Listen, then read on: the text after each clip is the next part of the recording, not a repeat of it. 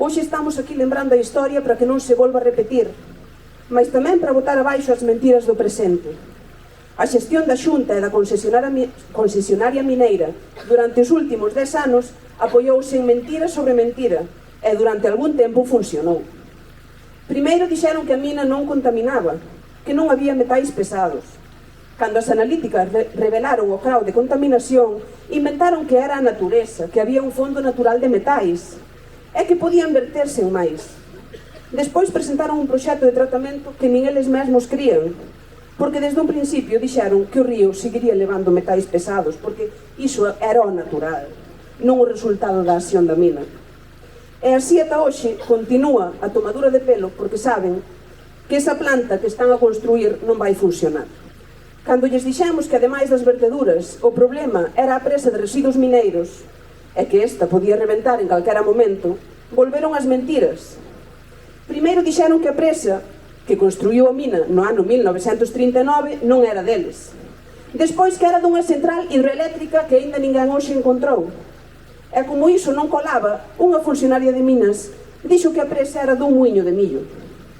Os funcionarios de Aguas de Galicia alertaron por escrito que se reventaba provocaría un importante impacto ambiental. Tamén menten cos empregos. Primeiro falaron de que a mina crearía 20 postos, despois 30, 50, 90, os que fagan falta.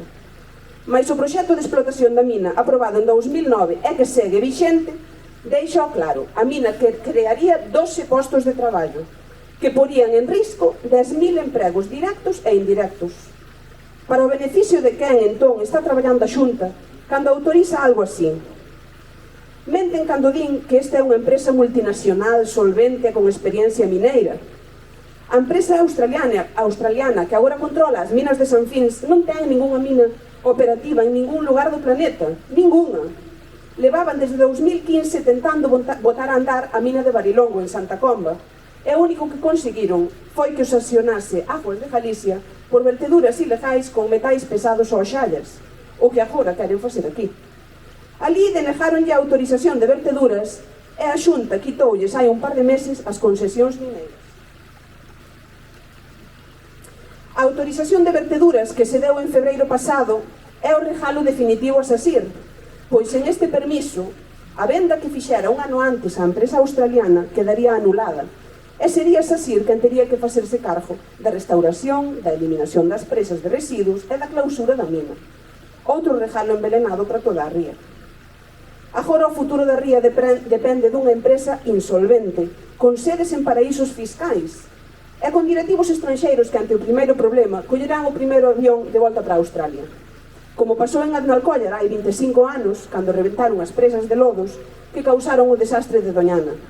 E 25 anos despois, a empresa sueca Boliden continúan facéndose os suecos sen pagar un céntimo por todo o dano feito. E unhas mentiras levan a outras. A comezos de 2009 aprobáronse ilegalmente un proxecto mineiro e un plan de restauración que nunca se podían ter aprobado sen unha avaliación de impacto ambiental. Esa avaliación, se for feita con rigor, non tería permitido que quedasen fora as presas de residuos mineiros, que se ignorasen as verteduras de metais pesados e que se esquecese de que a 7 km da mina está un dos bancos de marisqueo máis importantes do mundo. Vindo hoxe para aquí, veríades á vosa dereita como se está enterrando unha tubaxe de 400 metros na cuneta ao pé da estrada. Son os 400 metros que faltan para condenar a morte a nosa ría, pois por esa tubaxe a empresa mineira verterá case 1.000 millóns de litros de augas contaminadas cada ano. E esa obra, como veríades nun cartel da Xunta un pouco antes, está sendo realizada por unha empresa contratada pola Xunta. É o colmo da tomadura de pelo da Xunta, que agora se fai cargo das obras dunha empresa mineira insolvente que nunca poderá asumir as consecuencias do desastre que vai provocar. Basta xa de tomaduras de pelo. Nestes 15 anos permitiuse de todo. Todas as administracións miraron para outro lado cando non foron directamente cómplices da desfeita. 15 anos facendo como a quen que esta ría e as miles de persoas que viven dela non existen. Mais hoxe aquí estamos para berrar alto e claro: si a ría, non a mina!